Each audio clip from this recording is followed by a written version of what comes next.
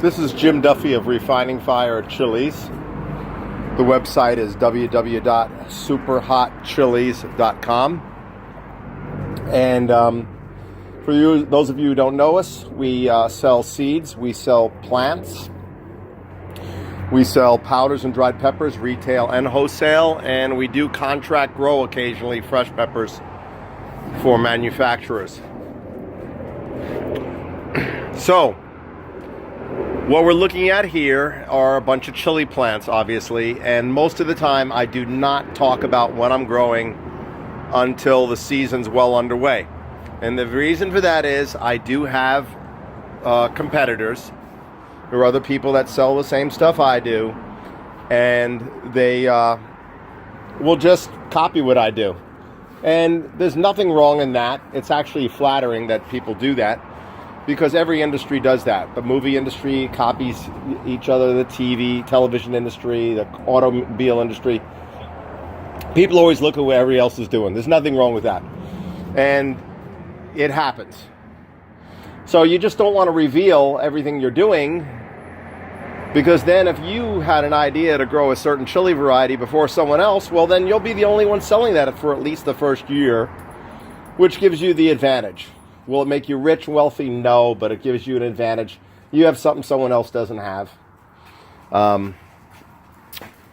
So they don't have to compare, because they can just buy from you, and that's about it. But then the following year, more people will have it. However, the plants you see in front of you right now, most of these are not going to become some great hit. You're not going to read about them in the magazine or the newspaper, or they're not going to be talked about at some hot sauce show. They're not going to be a world record pepper. They're not going to be something that makes a ton of money. But it's not always about money. My business was formed back in 2003, 2004, out of a need of helping children, teenagers, at a youth outreach thing, raising money by selling chilies and salsa to help donate to their cause and also make meals for them. That's how my business was born.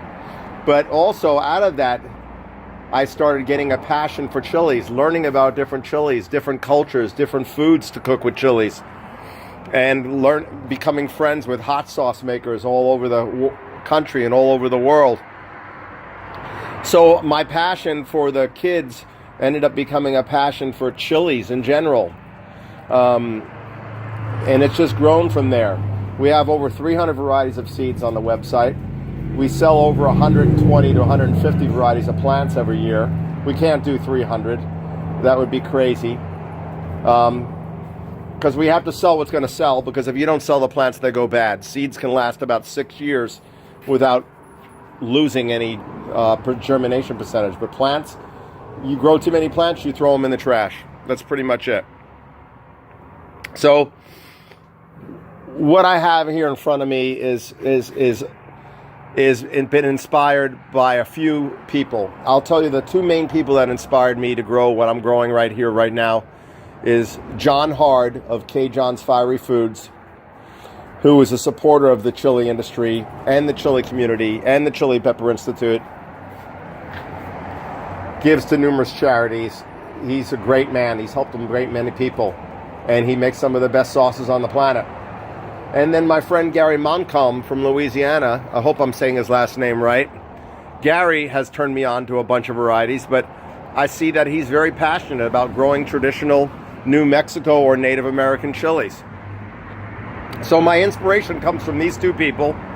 Of course, there's other people that have brought awareness to Native American chilies, and that's the Chili Pepper Institute, Dr. Paul Boslin and Denise Kuhn, and Dave DeWitt, who's approaching his 30th anniversary for the Fiery Food Show in New Mexico, in Albuquerque.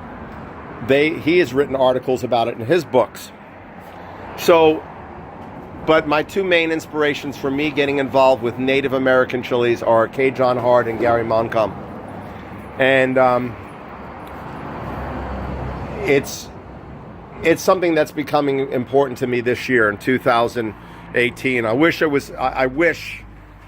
I would have known more about this before. I would have grown them before. but I didn't. I was pursuing other types of chilies from other countries. So Native American chilies can be defined as, because the Native American tribes or North American tribes were primarily the ones that were growing chilies are in New Mexico, Arizona, Southern California, and Northern Mexico. There were different tribes in Central and South Mexico. Those wouldn't be considered the Native American tribes. Those would be the, the Mayan tribes and the Aztec tribes and other that. So your Native American chilies would be defined as the ones in Northern Mexico, in regions like Sonora and Chihuahua, the Mexico states of Sonora and Chihuahua, and then New Mexico and Arizona. Mainly New Mexico has more species. So what's important to me and what I'm trying to convey in this video to everyone, and I will post this video on Facebook after I upload to YouTube. Oh, today, by the way, is February 21st, 2018, just to clarify the date and year, is that these Native American chilies, a lot of them are going to look like one another, but they all have different flavor compounds. And the New Mexico Chili Pepper Institute, through some kind of testing they do, I don't know the name of it, but it can detect flavor compounds in foods, chilies, all kinds of vegetables. And these have different flavor compounds. So for the person that has discerning taste, in other words, they can differentiate between different flavors and different tastes. You don't have to be as gifted as like a wine taster. So like I said, not everybody's going to be a wine taster or a professional chocolate taster. There's these people that have gifts. I mean, they can really, really tell the tiniest differences between different foods, different flavors. Most of us, though, have a discerning taste or discerning palate, and we can tell where one pepper tastes different from another pepper. And then there's a small amount of the population that can't really taste anything at all. They're not going to know the difference between anything. I'm not saying they can't enjoy chilies, but they really don't, care about different flavors. They eat very plain, bland food. So we're not going to address them. So most of us do have a discerning taste, and we can tell the difference between things. So a lot of these New Mexico chilies and Native American chilies look very, very similar to one another. They don't look really a lot different than one another. You're not going to see any weird, crazy shapes like you see on Super Hots and stuff like that. So, but they have different flavor compounds. So some of you guys are going to like some better than others. I don't expect any of these to become top sellers. Big sellers, like I said earlier.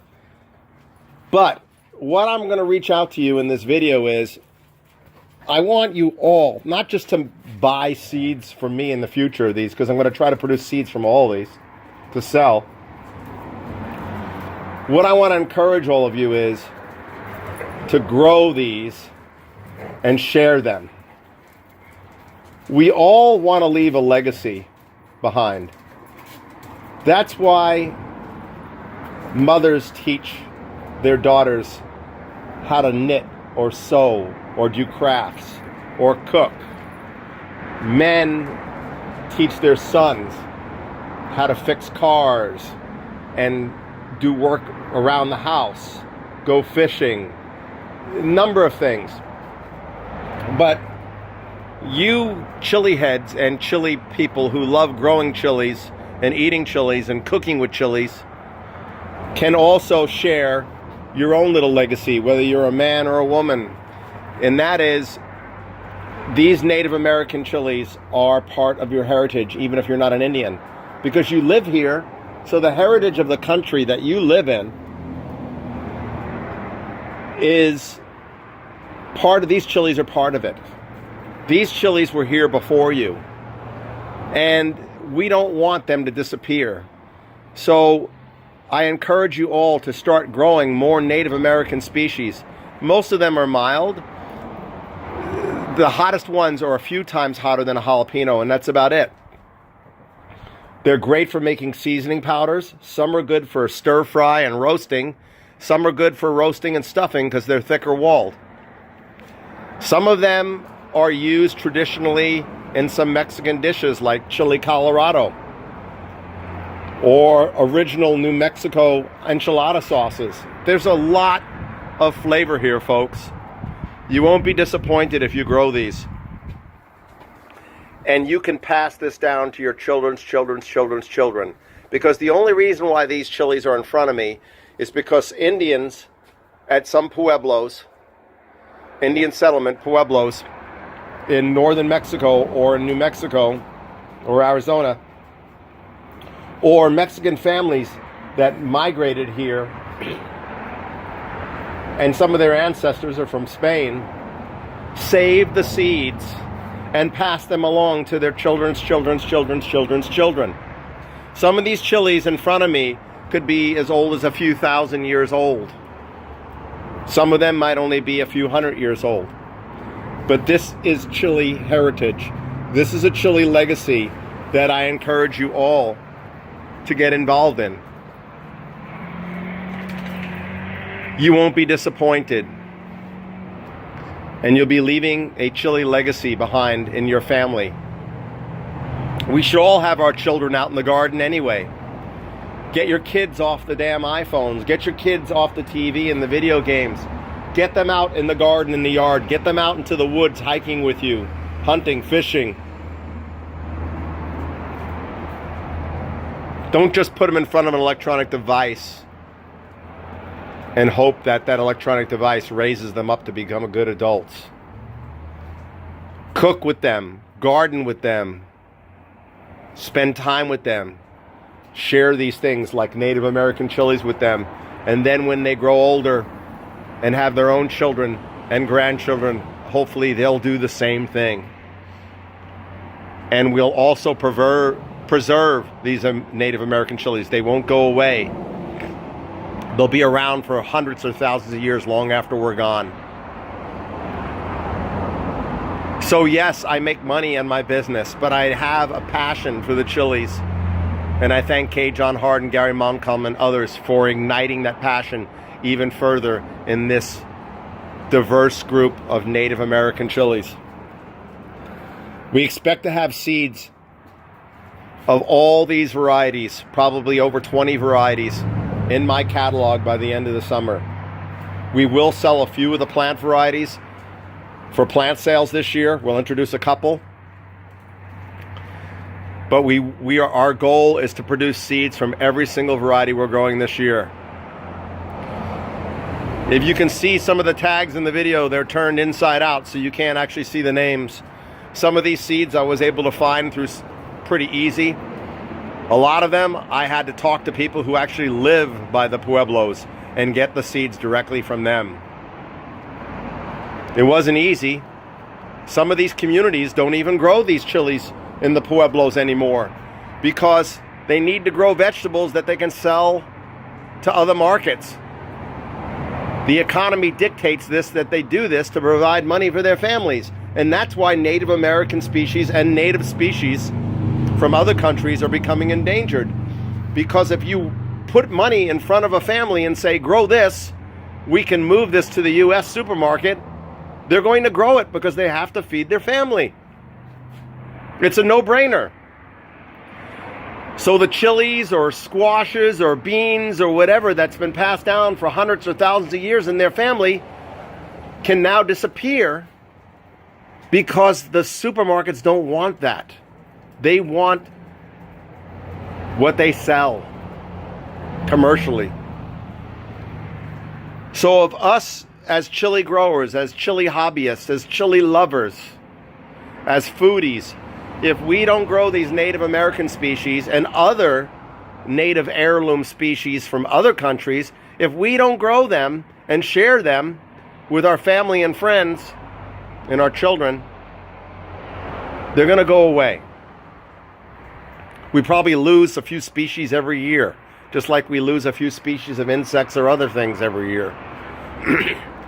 So us as a business of Refining Fire Chilies, knowing that this is not going to be a potential big money maker, probably won't be, are going to grow these and are going to have seeds on our website. Even if they don't become big sellers, we're going to continue growing them. Not for economical purposes, but because we have a passion for the world of chilies, and we want that passion to get bigger all over the world. So with that being said, keep an eye on my website. When the plants start selling in April, I'll have a couple up there. Definitely Chimayo, maybe a few others. And we're going to try to get seeds for all of these. Just this table and this table aren't the only plants I have of Native American chilies. I have a whole bunch growing here too. And we went after some rare Rocoto species from Peru, which are native landrace chilies of Peru that we've never seen before. Thanks to a few friends that have visited there, we're going to add those to the catalog too. But only a few this year, and next year we'll add a lot more. We already have the seeds. Before my dogs get into trouble and knock over a table or something, which they've done before, I have to end this video. So this is Jim Duffy of Refining Fire Chilies. We're going to unleash on the world a whole bunch of Native American chilies from northern Mexico and New Mexico and Arizona.